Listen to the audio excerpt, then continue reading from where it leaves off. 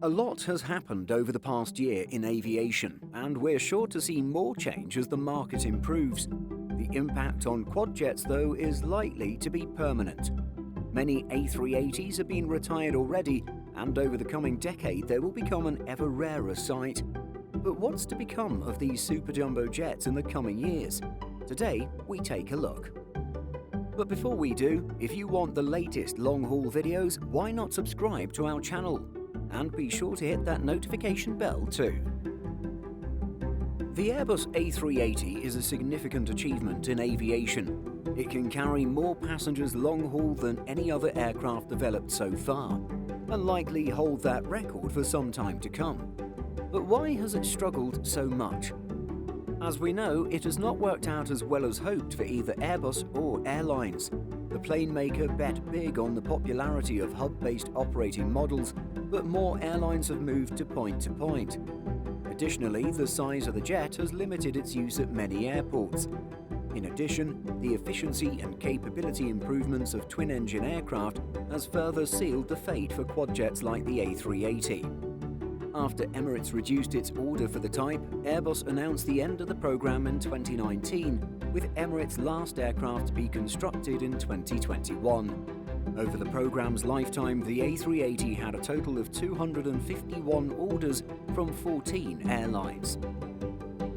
Even before the pandemic hit, the A380 was in decline. Several airlines, including Hong Kong Airlines, Kingfisher, and Virgin Atlantic, cancelled orders before taking delivery. Others, like Qantas and Emirates, reduced their orders. In 2017, Singapore Airlines retired its first aircraft. A few years later, in October 2020, Emirates followed suit, though this was planned before the 2020 slowdown. Since the start of the pandemic, many aircraft have been grounded, and some have already been retired. Air France announced early in the crisis that it would retire its A380 fleet. Lufthansa has retired 6 aircraft and certainly won't return others to service anytime soon. Qatar Airways CEO called the A380 the airline's biggest mistake and has already confirmed the impairment of 5 aircraft. And Etihad CEO has expressed the opinion that they are commercially unviable. The obvious option for relatively young aircraft retiring early is to move to other airlines, and it's a popular model across the world. Many airlines prefer to keep a flagship fleet of younger aircraft, and with this, likely have lower operating costs and maintenance requirements. At the same time, other airlines are happy to take cheaper aircraft and keep them in service for longer. But with the move away from high-capacity 4-engine aircraft well established, no airline has been keen to expand their fleet with this type. Additionally, many smaller airlines would not have a use for such a large aircraft. Though the A380 remains a great aircraft, albeit with a declining second-hand price, we may see future uptake. In early 2021, the price of a second-hand A380 had fallen 50%, the most of any aircraft type. In March 2020, Airbus CEO Guillaume Faury spoke about how he still saw a future for the A380. He cited their popularity with passengers and unrivaled space for additional cabin features as leading reasons. Emirates CEO Sir Tim Clark also lent his support to the A380 recently. In an interview with Simple Flying, he stood by his fleet, expecting it to remain in use for at least the next 15 years. Likewise, he cited popularity with passengers as a key factor in its success. With ongoing delays to Boeing's 777X program, they could be increasingly important. Emirates, though, has a unique relationship with the A380, having ordered 123 of the 251 aircraft delivered. The airline also operates a true hub-and-spoke network and serves many busy slot-constrained airports where the A380 excels. It also benefits from the economics of such a large fleet. If a single airline cannot justify regular A380 operation, charter use for specialized flights may be an option. The only second-hand A380 deal so far was with the Portuguese charter airline Highfly. It took one A380 from Singapore Airlines and used it for many different charter operations. At one point, it was interested in taking a second aircraft, but in November 2020, it announced it would retire its only plane of the type. There are no signs yet of other charter or leasing companies being interested. High-capacity pilgrimage routes are another option. Malaysia Airlines, under its sub-brand Amal, tried this for the Kuala Lumpur to Mecca route. This used a standard-fitted Malaysian Airlines A380, but specialised use could see the A380 carry as many as 853 passengers. And what about freight use? Wouldn't such a large aircraft be ideal? Unfortunately, this is not necessarily the case. While the A380 was originally planned with a freighter version, Airbus dropped this to prioritise passenger aircraft deliveries following delays in the programme. There was plenty of interest and orders for 27 aircraft. With a payload of 150 tons, it would have been the largest freighter on the market, apart from the one-off Antonov AN225. Part of the problem with the freighter version was the aircraft size. There was simply too much space to be filled with cargo, and the aircraft would most likely reach its maximum load with space remaining. There were also loading issues with the two decks. Highfly did try to convert the aircraft for light freight use, but saw limited demand.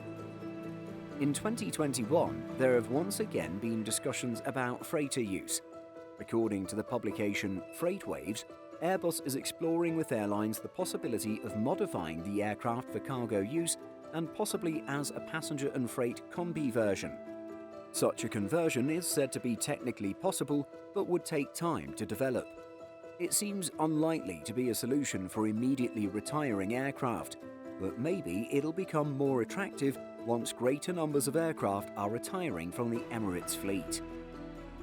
We would all love to see an A380 modified for private use, and we've talked about this extensively before in our episode, The Logistics of a Private A380. The onboard space would allow some great facilities to be installed, and with fewer fittings and passengers, the range would be extended. This could be at least 17,000 kilometers, according to Airbus data.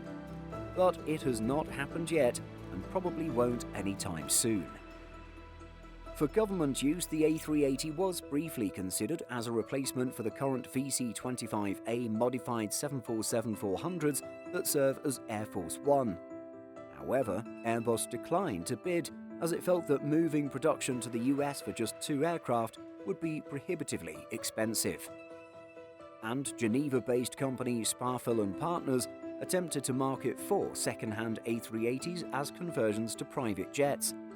These were proposed with a VIP conversion of either both decks or just the upper deck, but there were no firm orders.